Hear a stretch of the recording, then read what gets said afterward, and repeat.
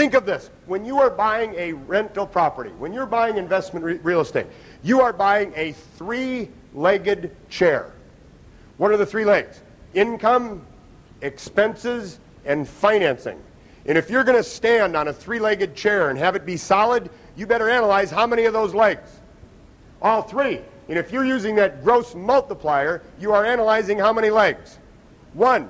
You're trying to stand on a three-legged chair only looking at one of the legs. Not a good idea. And that gross multiplier method, do you know, it knows it's a bad method. It does. It knows it's bad. And so it tries to disguise itself.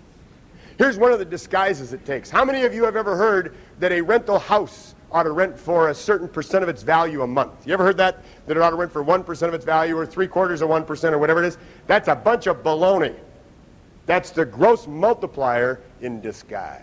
See, no, we're not going to fall for that. So Janet says, okay, hey, come on, Tom, I need to know your operating expenses. Well, the operating expenses, there's a whole long list of them there. We're not going to go through them item by item here right now, but I'm going to show you the total. Look at the total is $7,812. So put $7,812. That's the total operating expenses. Now, two things I want to say here. One is, if a seller or broker or real estate agent or anybody ever shows you numbers on a building that always end in zeros, don't believe it for an instant, or like 3 zeros. I know this is unbelievable, folks, but sometimes the seller has a tendency to round these numbers off. In what direction? Well, the income, what direction? Up, and the expenses down. Don't believe it. And there are brokers around who are notorious for putting out bad operating statements. They use what year's income. Even better than the best, what year's income? Next year's income. Haven't you ever seen a broker that said, well, the income is this, but it could be this? Well, get out of town. If it could be this, why isn't it this? Next year's income with what year's expenses?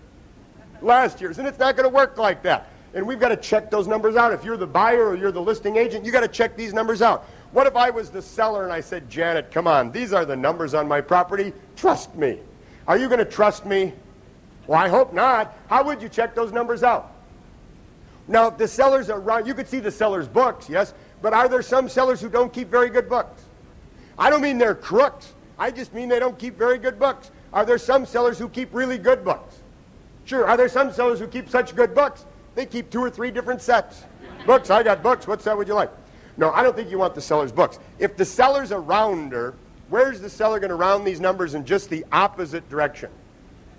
To the IRS. Much of this property is sold contingent on seeing the seller's Schedule E. Put Schedule E right there. Schedule E is nothing fancy, but Schedule E is just the tax form where we who own investment real estate, that's what we file, and where we report the income and the expenses on our rental property. Should I be offended if Janet, the buyer, asks to see my Schedule E? No. Is she asking to see the income from my job? No. My personal deductions? No. Just the income and the expenses from that property. And should the numbers on my Schedule E be darn close to these numbers? And if they're not, should there be a ready explanation? Maybe there's some unusual expense last year. Sure. What if I said, I'm not showing you that Schedule E? I'll tell you that right now. Wouldn't that raise an alarm in your mind? There is no reason an honest seller wouldn't want to show you their Schedule E. How about this? Don't you agree with me that if you have a property listed, a rental property, you should have the Schedule E in your file when?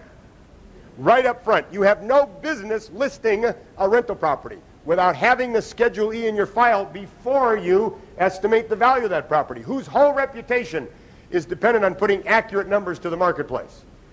Our reputation. We cannot afford to get a reputation putting out wrong numbers. How many of you ever looked at a building and the numbers on the building turned out to be far different than those represented by the listing broker? That's a disgrace. That should never happen.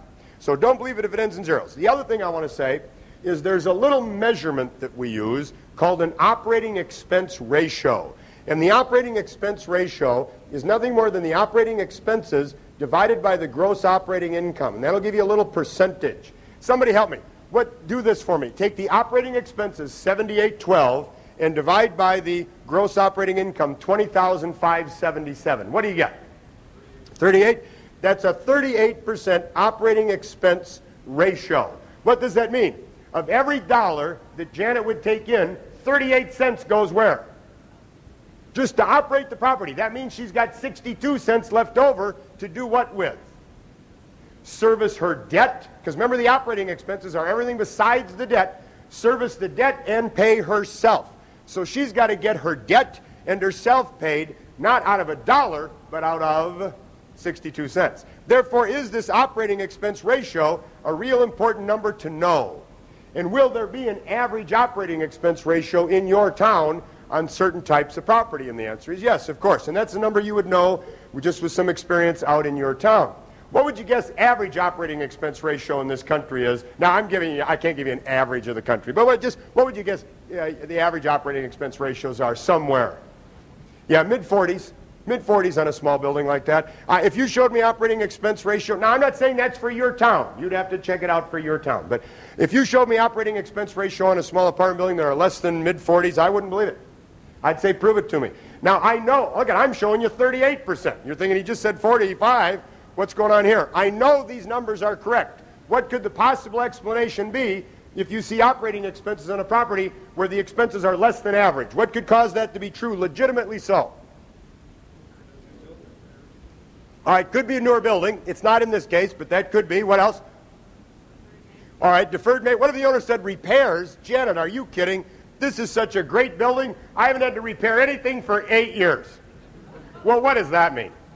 The day after she buys it, the whole thing falls apart. Nope, not that. What could cause it to be true legitimately, your expenses to be less than average? What are your two biggest expenses generally? Property tax and utilities. Well, property tax you can't do too much about. But the utilities, this property has 4 separate utilities, and the tenants pay all their own utilities. And separate utilities is a big deal today, and I think will be an even greater deal in the future. What are utility bills going to be in the next 10 years? I don't know. You know, who knows? But if you buy a property where you are paying the utility bills, are you at risk not only in the real estate market, but also in the utility market? Right? How many of you, how cold does it get right here? Right here, January, how cold? Don't say cold, you're talking to somebody from Minnesota. Now, how cold does it get right here? 20? 20 above? Above, you wimps. All right, here, no, wait. What if it's 10 degrees outside, 20 degrees, it's freezing, it's January. You get in your car and you drive down the street, you drive by your apartment building, look at the upstairs window. What is it? Wide open, man. Why? Because the tenant's hot. And what's the furnace doing?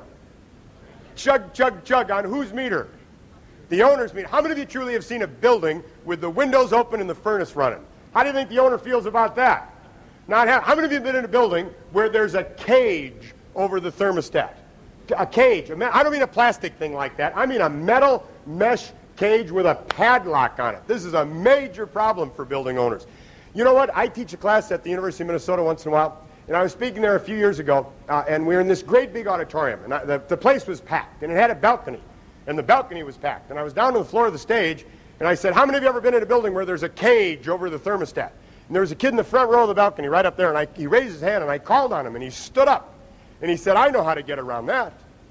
Well, not like I was asking for ideas from the audience, but he told the class he lives in an 11-unit apartment building by the University of Minnesota, and the owner has one furnace in there, and the owner keeps it too cold in there.